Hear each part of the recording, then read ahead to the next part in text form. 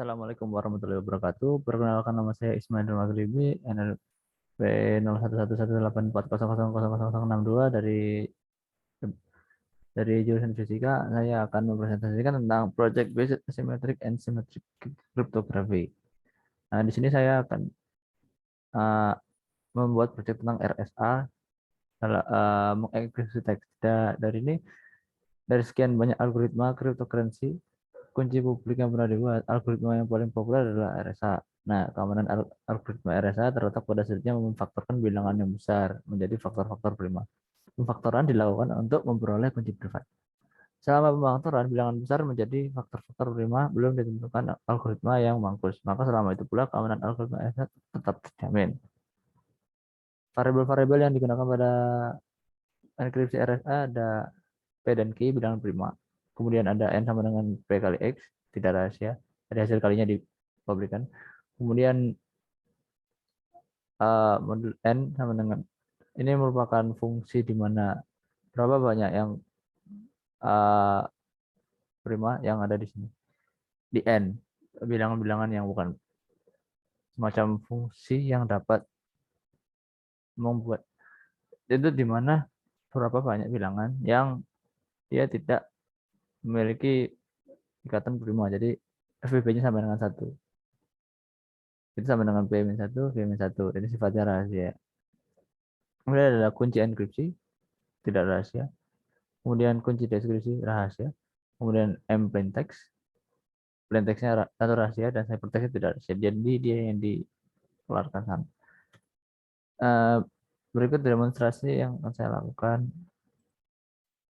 Jadi ini RSA. Saya menggunakan fungsi RSA saja.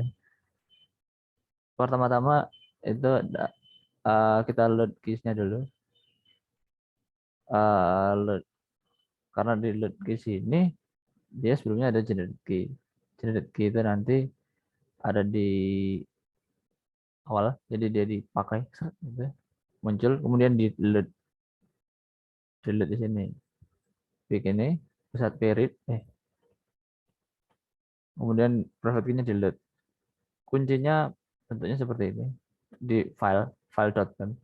Private key seperti ini, ada diproduksi apa di generate gitu melalui RSA ini. Kemudian setelah di generasi itu, kemudian kita klik message-nya, misalnya apa, ditekan message-nya. Kemudian ciphertext sama dengan encrypt, jadi dia dienkripsi melalui RSA, metode RSA yang ada di library. Kemudian setelah itu ada signaturenya itu dari sign, message, private key.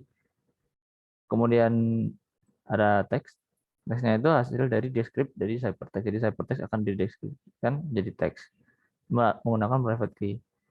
Kemudian setelah itu di print ciphertext dan signaturenya. Kemudian ketika teksnya ada, jadi dia dibuat, itu masuk ke dalam boolean. Jadi kalau 1-0, jadi kalau misal ini teksnya ada, berarti nanti nilai boolnya 1.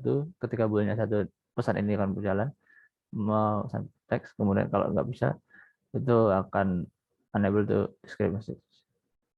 Kemudian ini mode to verify text, signature dan public key. Jadi ada kayak semacam signature di RSA-nya ini.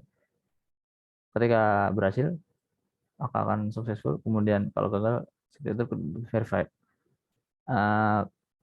Langsung saya jalankan saja. Pertama buat read message here. Jadi dia minta pesan, misalnya saya pesan Ismail, like this. Kemudian ciphertext-nya jadi semacam ini, B sepanjang ini. Kemudian signature-nya B semacam ini.